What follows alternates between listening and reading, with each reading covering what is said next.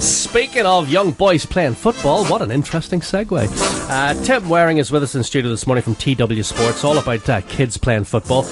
Tim, you have a football programme for youngsters, really, but it's really young, like it's 2 years and up. Yeah, that's right, Marsh. Tell us a wee bit about the programme. Yeah, we start with our toddler soccer programme, and that introduces boys and girls to football from the age of 2. So it gets across the importance of living an active, healthy lifestyle.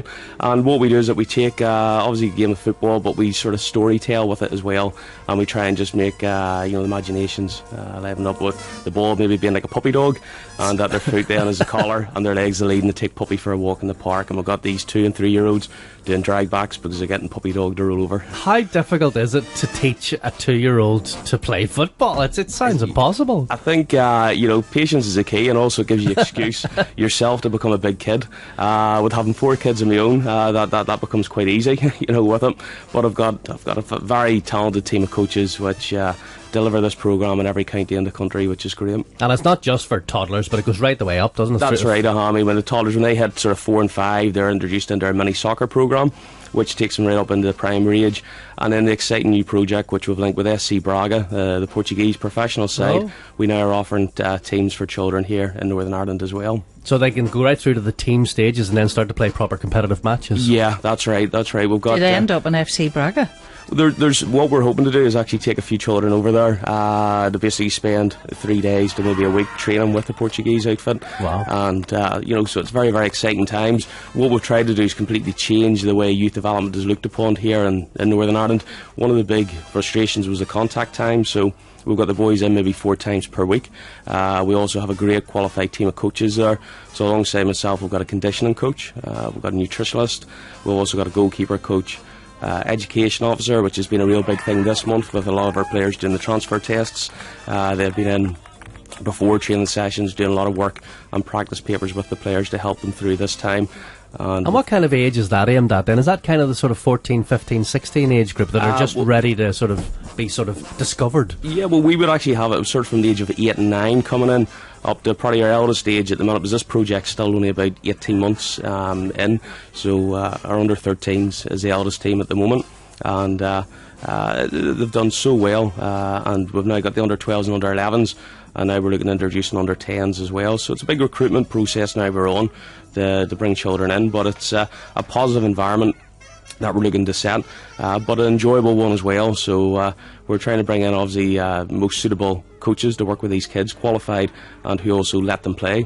There's always big frustrations when you have these coaches just barking at them from the touchline, and we want to provide that environment where they can actually play football and it being an enjoyable experience for them, and that we can help them as well in their personal lives as well, because we're a big advocate of actually helping them with life skills.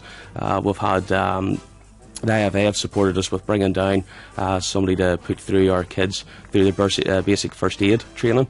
So all of our under 13s are all trained in basic first aid. So it's like a huge foot club almost, where you get a lot of different things out of it. Oh, it is, certainly. I mean, we as a football club, I believe you've got a real important social aspect from it as well, especially when you're dealing with such young children, and also children becoming teenagers.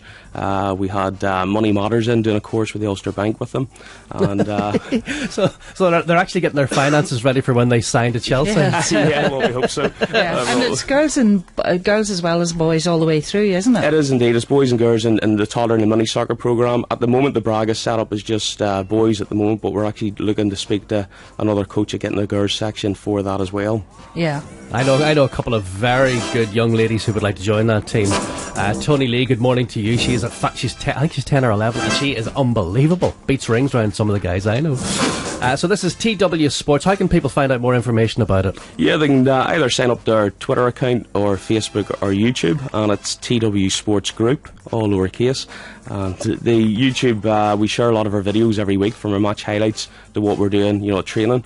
We're approaching quite close to about 1 million views on that as well. Goodness, so we've got coaches and players from all over the world. So any young people who are interested in football at all, check this out. twsports.org, is that the website? Or yeah, twsports.org is the website. And what would you say is the difference between this and sort of other football clubs who do the youth coaching? Yeah, I think what's different is that we've looked at a whole lot of aspects. I mean, the big thing being the contact time. I mean, I would see the players at least 4 days out of 7. That's not a knock at grassroots coaches, because a lot of people are giving their time up voluntary. Absolutely, yeah. There's some clubs that maybe can only give that 1 hour a week training, and that's great because that's getting kids into the game and playing the game, which is important. But that's one thing that we've looked at is the contact time, and with myself and the rest of the team, we've got a conditioning coach for them, and our pastoral care gives them support as well. So fantastic. So if anybody's interested to getting their kids into football, either at grassroots level or indeed for those that are a bit more experienced and would one day like to play for a Portuguese team, you never know. You never know. twsports.org. Tim, thanks for coming in this morning. Thanks Cheers. very much for having us.